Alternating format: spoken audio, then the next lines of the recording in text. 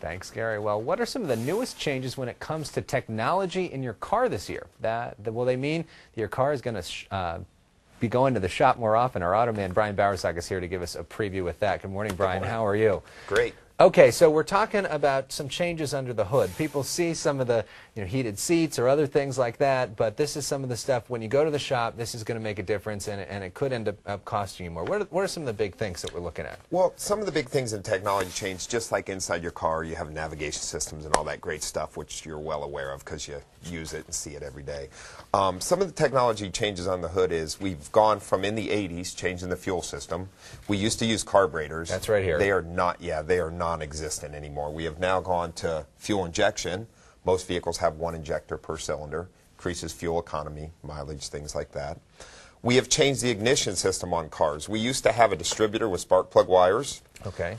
We went to a coil system with plug wires, and now almost every single car has what's called a coil-over system. You have one ignition coil per spark plug. Increasing, once again, economy, fuel mileage, drivability, response of the vehicle. One of the other big changes that we made electronically wise is we've gone from a actual throttle body, after we went from carburation to fuel injection, from a throttle body that is driven by a cable hooked to your foot, to now everything is controlled by a computer. You step on the accelerator, a sensor sends a signal to the computer. Computer tells the throttle body how far to open, and therefore increasing driver response, fuel economy, and things like that. So for the average viewer at home that maybe doesn't fix their own car but is looking at this and saying that's a lot of techno talk, what does this mean to them?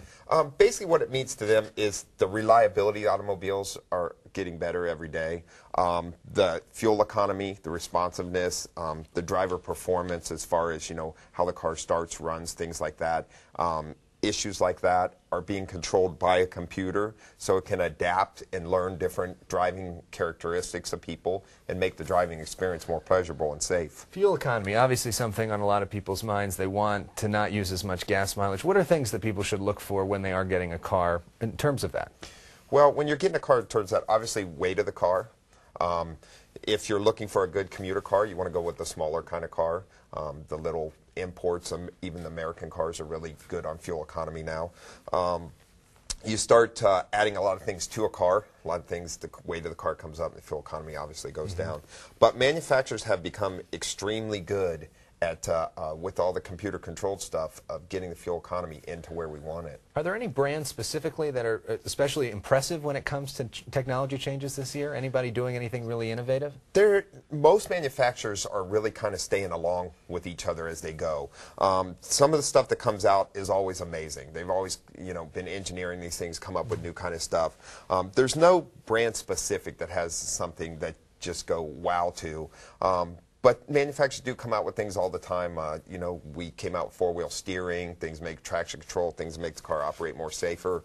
And usually manufacturers fall around. As one does it, the other one does it in a short period of time. So are any of these things here going to make your visit to see you at West Escondido Auto and see other mechanics cheaper, or is it going to make it more expensive? Well, a lot of times, maintenance-wise, it makes it cheaper because you're not maintaining any of these things as much as you used to maintain the older stuff. You used to have a lot of carburetor problems. That's non-existent anymore. Fuel injectors tend to, on a lot of vehicles, last the life of the vehicle. So the cost can go down a little bit, but when you do have an issue with something, the cost can be a little higher than it normally does. You just don't have it happen as often. All right. And biggest change this year? Biggest change this year? I don't have one specific for you at this point. Okay, lots of good stuff. There's That's why they got to come stuff. see you and talk That's about right. that. Brian Bowersock, West Escondido Auto, our friend, and you can always get in contact with Brian. If you have a question for him, you can drop him an email. The link to his website on our website, san diego6.com. Just click on Hot Topics.